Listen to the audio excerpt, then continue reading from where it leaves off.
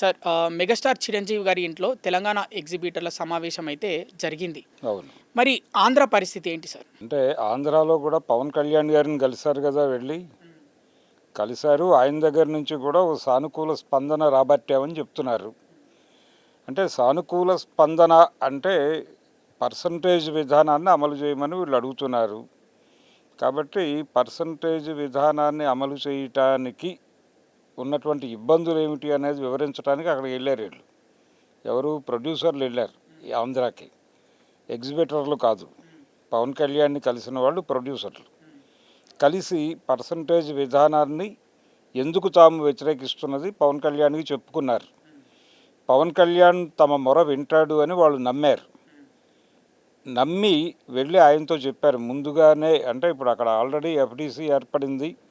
దానిలో భాగంగానే ఎగ్జిబిటర్లు, ఆంధ్ర ఎగ్జిబిటర్లను వాళ్ళు పిలిచి మాట్లాడతారు.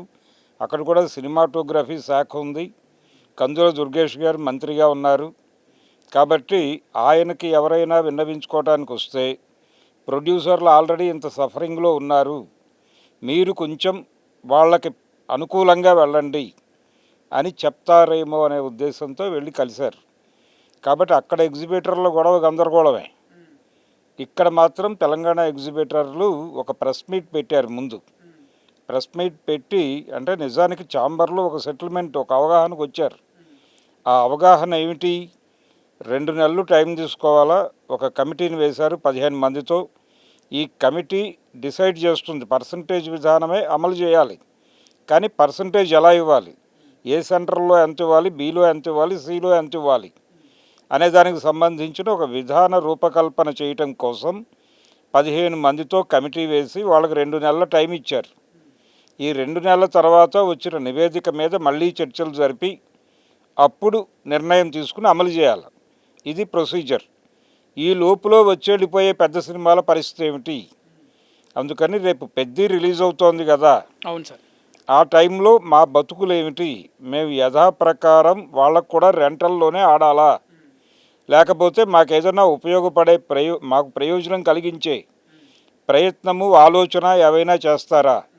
చెయ్యకపోతే మా పరిస్థితి ఏమిటి అని చెప్పి వాళ్ళు ప్రెస్ మీట్ పెట్టారు. ఈ ప్రెస్ మీట్ పెట్టింది బయటకు ఎలా ప్రొజెక్ట్ అయిందంటే, పెద్ద సినిమాని మేము రిలీజ్ చెయ్యం అని ఎగ్జిబిటర్లు అన్నట్టుగా ప్రొజెక్ట్ అయింది. దీనికంటే ముందు మా వల్ల కాదు ఈ రెంటల్ పద్ధతిలో నడపడం అనే ఎగ్జిబిటర్లో ప్రెస్ మీట్ పెట్టినప్పుడు దానికి నిరసనగా గిల్ట్ వాళ్ళు ఒక ప్రెస్ మీట్ పెట్టారు.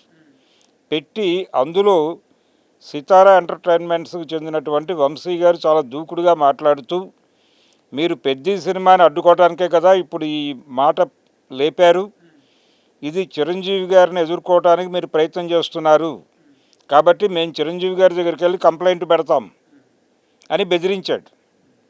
ఈ బెదిరించటము, పెద్ద సినిమా రిలీజ్ ఉండటము, పెద్ద సినిమా సందర్భంగా మాకేదో కొంత ప్రయోజనం జరిగే ఏర్పాటు చేయండి అని వాళ్ళు అడగటం, ఈ మొత్తం వ్యవహారం చిరంజీవి గారి చుట్టూ తిరిగింది.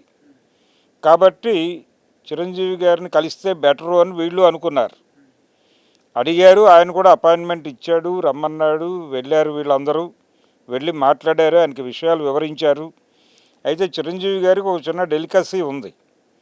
అదేంటంటే, గతంలో జగన్మోహన్ రెడ్డి సీఎంగా ఉండగా ఈ సినిమా టిక్కెట్ల ధరల విషయంలో ఒక గొడవ జరిగింది. ఆ సందర్భంగా ధరలు పెంచమని అడగటం కోసం ఒక ప్రయత్నం ఇండస్ట్రీ వైపు నుంచి జరిగినప్పుడు చిరంజీవి గారి ఇంట్లోనే ఆ సమావేశాలు జరిగాయి. అక్కడి నుంచే ఒక బృందంగా వారు వెళ్ళి జగన్మోహన్ రెడ్డిని కలవడం జరిగింది. కనుక ఆ టైంలో కొన్ని విమర్శలు వచ్చాయి. ఛాంబర్లో జరగాల్సినటువంటి నిర్ణయాలు చిరంజీవి గారి ఇంట్లో జరగటం ఏమిటి అని నందమూరి బాలకృష్ణ లాంటి వాళ్ళు కూడా ఆవేశపడ్డారు.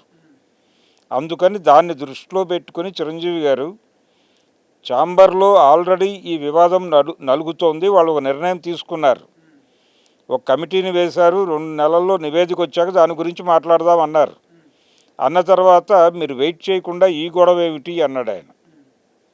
వీళ్ళు వెళ్ళి అడగగానే, అడిగిన తర్వాత వీళ్ళు చెప్పారు, అయ్యా 2 నెలలు ఈ లోపల రిలీజ్ అయ్యే సినిమాల పరిస్థితి ఏమిటి, వాళ్ళు ఏదో రేటు చెప్తారు ఆ రోజున, కానీ ఈ లోపు రిలీజ్ అయ్యే సినిమాలకి మాకేదో ఒక బ్రీతింగ్ స్పేస్ ఇవ్వాలి కదా మీరు, కాబట్టి ఆలోచించండి అని వీళ్ళు అడిగారు.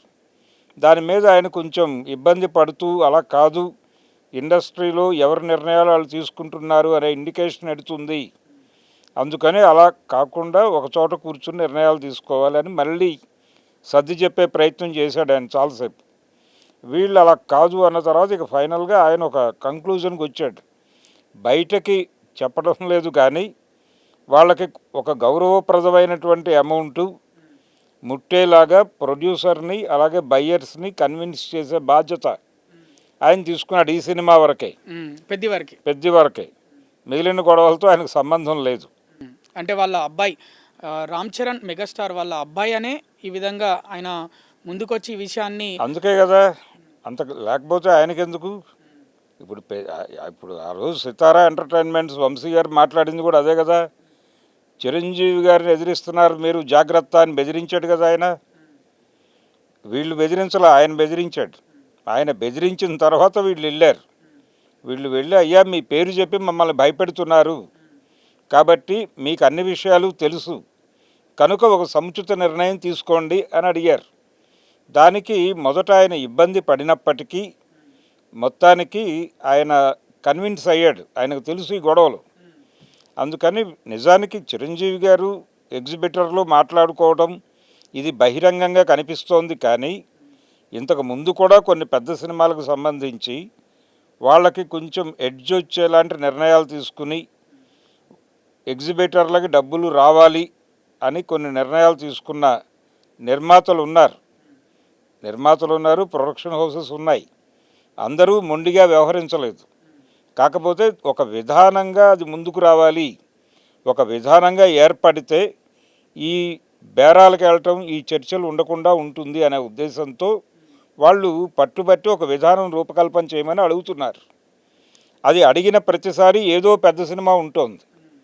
ఒక టైంలో అడిగితే హరిహర వీరమల్లుని చూపిస్తే వాళ్ళు వెనక్కి వెళ్ళారు. ఆ సినిమా రిలీజ్ ఆగింది, అప్పుడు పిలిచి మాట్లాడకుండా సాచివేతగా ఉన్నారు.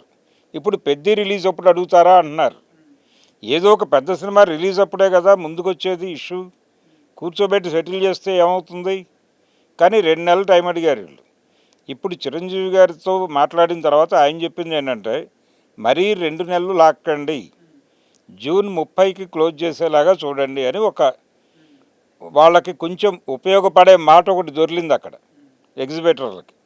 దాంతోపాటు దీనికి సంబంధించి ఏదో పద్ధతిలో మీకు ప్రయోజనం చేకూరేలాంటి నిర్ణయం తీసుకోమని నేను చెప్తాను ఎవరికి, ప్రొడ్యూసర్కి అలాగే బయ్యర్స్కి. కాబట్టి ఈ సినిమాకైతే మీకు ఇబ్బంది ఉండదు అని చెప్పి ఈయన గొడవ ఏంటంటే ఇప్పుడు ఈ డబ్బులు వస్తే వాళ్ళు థియేటర్లు రిపేర్ చేయించుకోవాలి, అంటే సౌండ్ సిస్టము అలాగే ఇతర ఎక్విప్మెంటు ఆ వ్యవహారాలన్నీ చూసుకోవడానికి వాళ్ళకి డబ్బులు కావాలి. ఈ పెద్ద ద్వారా ఆ డబ్బులు వస్తే కొంత పని జరుగుతుంది అని వాళ్ళు అనుకుంటున్నారు. ఎందుకంటే రేపు కమిటీ వచ్చి విజిట్ చేస్తుంది ఈ థియేటర్లన్నీ, ఈ సింగిల్ స్క్రీన్స్ అన్నీ. అప్పటికి అప్ టు ది మార్క్ ఉండాలి వాళ్ళు. దానికి కొంత ఈ డబ్బులు ఉపయోగపడతాయని అనుకుంటున్నారు వీళ్ళు.